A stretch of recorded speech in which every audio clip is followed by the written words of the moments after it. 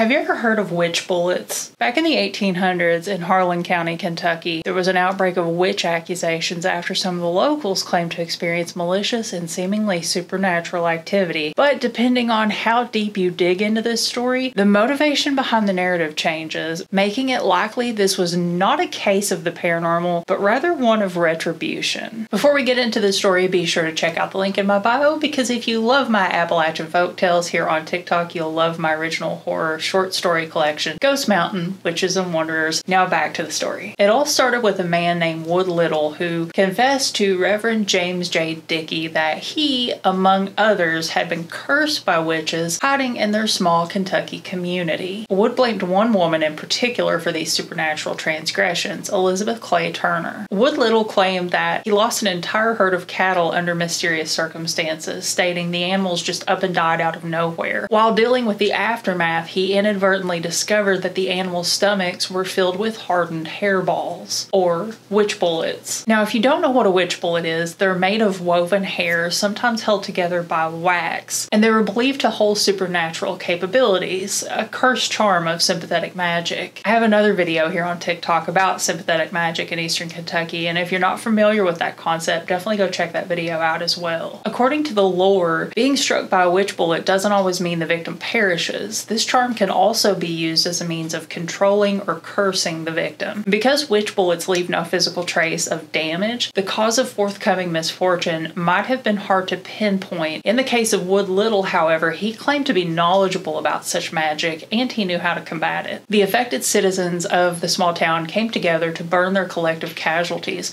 livestock of all sorts, cattle, horses, pigs, etc. A communal fire was made and the remains, hairballs included, were burned as a torture to the witches. That's the supernatural part of the story, but this ties into a much deeper historical Kentucky legend. So if you want to hear the not so paranormal part about Devil Jim Turner and his family and why I think this was a case of retribution, let me know in the comments and I'll make that video. Also, let me know if you'd like to see another video on charms and totems of sympathetic magic. Don't forget to check out my new book, Ghost Mountain, Witches and Wanderers, a collection of short Appalachian folk horror stories, available now. And I want to know, what are your thoughts on the witches of Harlan County? Had you ever heard of them before? Leave me a comment and let me know, and don't forget to follow for more spooky stuff.